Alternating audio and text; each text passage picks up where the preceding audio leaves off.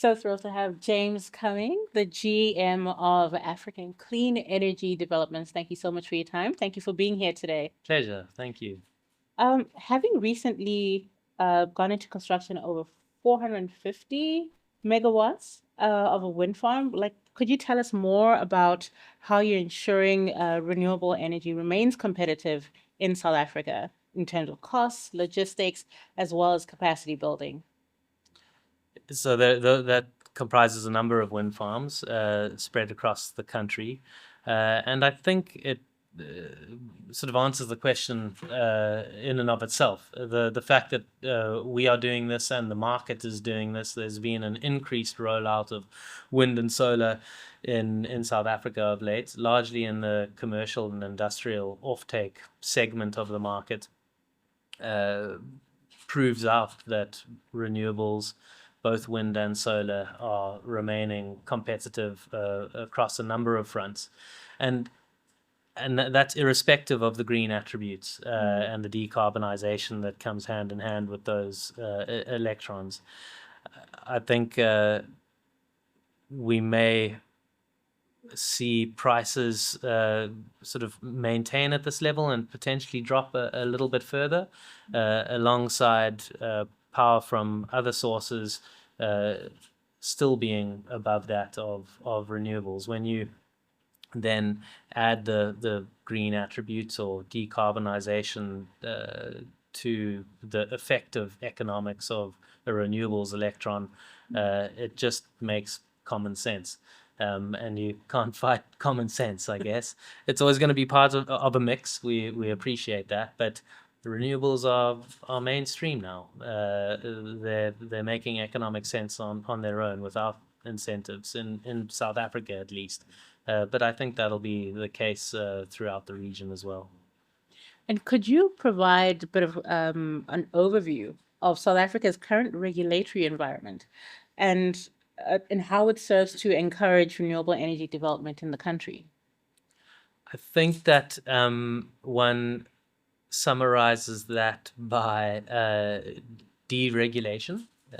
We've seen a massive increase in the deployment of renewables over the last 2 to 3 years because of government's open-mindedness and support of opening different accesses to the access points to the market, being that beyond just government procurement processes or government procurement programs. They've lifted thresholds on the size of projects we can develop and deploy.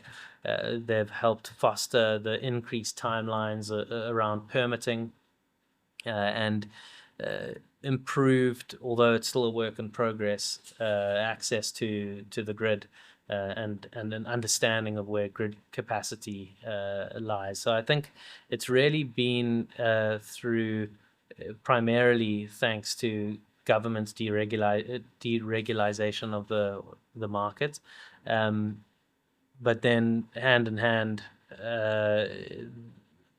it's the private sector's response to that that's allowed for renewables to be deployed at this increased growth rate. And I'm glad that you brought that up. Do you see that there's a deregulation of the energy sector and private energy generation serving as a viable option for the government across Africa to eradicate energy poverty? Yeah, I mean, our focus is predominantly South Africa for now. We've got some projects in Eswatini that we are very close to closing. One hydro project and another PV project. Um, so our sort of deep experience of the region is still growing. We're looking at Zambia very carefully and with great interest at the moment, and we're seeing how other countries have been able to learn from South Africa's growth curve and example, as well as others.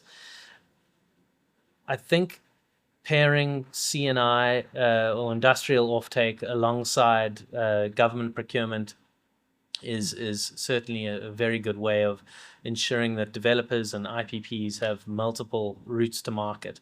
And that's what government's done here, what the private sector's responded to.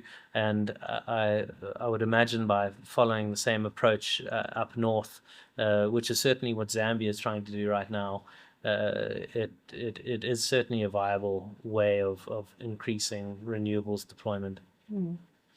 And what role do you foresee renewable energy playing in Africa's energy mix, and how the deployment of new technologies will reach off-grid communities? Renewables will always be part of a mix. I mean, we are as an organization solely renewables focused, wind, solar, and hydro. But we appreciate that you cannot solve the intermittency of renewables. Wind blows when it blows, sun shines when it shines. You can move that around with battery energy storage. You can have enough wind and enough solar in strategically located areas that it starts to mimic base load, but you can never get away from the fact that you're going to need peaking mid-merit technologies where you can ramp up and ramp down as you need to alongside renewables. Gas can tick that box very well. Coal to a certain extent where it's already in place. I don't think we should be doing new coal. I think we should be thinking seriously about gas. Hydro is a good pairing as well. I mean, it's obviously renewables, but pumped storage also serves as a way of being able to control base load. It'll always be part of the mix. I think the big question is what percentage will that be? I think the outcome remains to be seen, but I can see a world where in the next 10 to 15 years that's a very significant portion of the mix. What's going to be really hard to get right in Africa, though, is how you get that right in terms of conventional versus renewable, in terms of the decarbonization agenda. There are some countries that are blessed with good gas reserves and coal reserves and oil reserves that are going to have to be partnered with or with economic incentives to get the decarbonization balance right relative to their development agenda. And I know you mentioned a few countries earlier, but could you just share some plans that you have to expand across the continent? Yeah, so right now we are very active in Eswatini. Very active meaning we're in the midst of closing a project there that's weeks away, which is very exciting. And then beyond that, we're looking very seriously in Zambia. I think the writing's on the wall there that it's an exciting market to look to. We don't have any sort of real traction or projects that we're in the midst of closing there, but we'd like to explore that market more. We've been looking at Malawi for some time, but currency convertibility is an issue. And I think that's about it for now. But Botswana and Namibia are interesting too.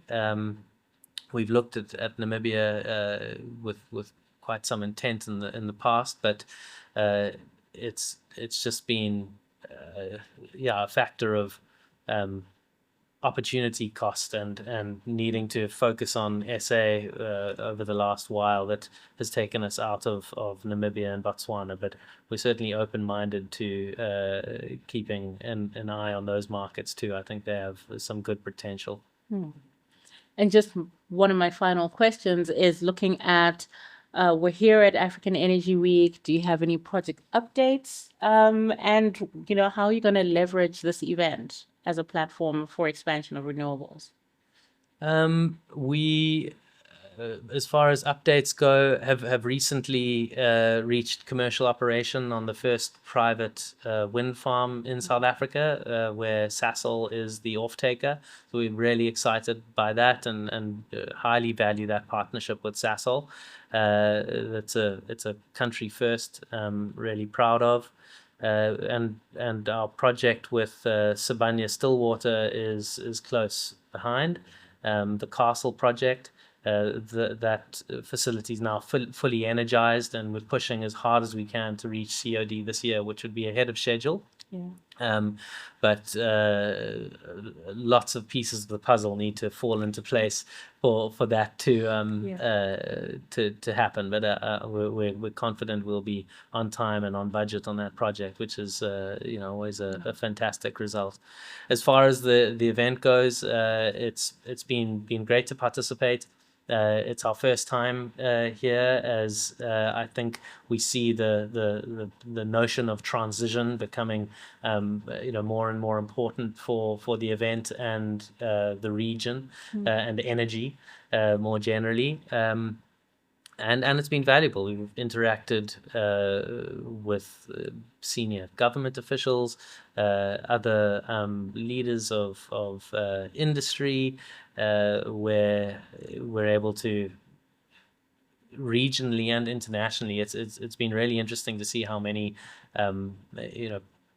companies or stakeholders foreign to Africa are here to participate in the African journey. And I think that's super important because it allows African markets to learn from markets that have gone through what we still need to go through. And events like this are important for that. Fantastic. James, thank you so much for your time. Thank you for being here, and I do hope you have a productive week. Thank you. You too. Cheers.